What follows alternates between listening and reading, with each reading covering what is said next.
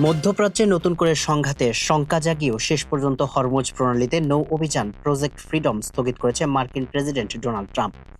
মূলত সৌদি আরবের নিজেদের আকাশ সীমা ব্যবহারের অস্বীকৃতি জানানোর পর এমন সিদ্ধান্ত নিতে বাধ্য হয়েছে ওয়াশিংটন।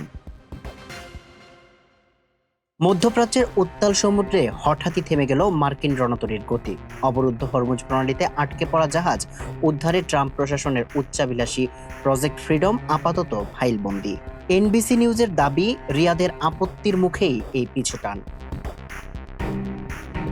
মার্কিন বিমানকে নিজেদের আকাশ সীমা ব্যবহার করতে না দেওয়ার সিদ্ধান্তে অনড় সৌদি আরব। যদিও যুবরাজ মোহাম্মদ বিন সালমানের সঙ্গে কথা বলেও বরফ গলাতে পারেনি ট্রাম্প। কূটনৈতিক মহলের মতে মিত্রদের অন্ধকারে রেখেই এমন হঠকারী ঘোষণা দিয়েছিল হোয়াইট হাউস, যা ওমান ও সৌদি আরবের মতো দেশগুলোকে ক্ষুব্ধ করেছে। তবে ট্রাম্পের দাবি ভিন্ন। তিনি বলছে, পাকিস্তান ও ইসরায়েলের মধ্যস্থতায় ইরানের সঙ্গে শান্তি আলোচনায় ব্যাপক অগ্রগতি হওয়ায় এই স্থগিতাদেশ। এদিকে আজই দিনের যে কোনো সময় ওয়াশিংটনের দেওয়া শান্তি প্রস্তাবের জবাব দেওয়ার কথা রয়েছে তেহরানের। প্রস্তাবিত চুক্তিতে ইরানের পারমাণবিক ইউরেনিয়াম সমৃদ্ধকরণ স্থগিতের বিনিময়ে জব্দকৃত বিলিয়ন ডলার তহবিল মুক্ত করার ইঙ্গিত রয়েছে।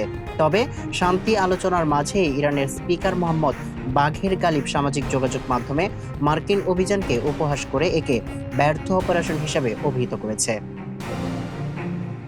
20% বিশ্ব জ্বালানি সরবরাহের নিয়ন্ত্রক হরমুজ প্রণালী এখন যুদ্ধের অবসান নাকি নতুন কোনো সংঘাতের পথে যায়, তার উত্তর মিলবে তেহরানের আগামী কয়েক ঘন্টার সিদ্ধান্তের উপর। সামিউল ইসলাম, মানবকণ্ঠ।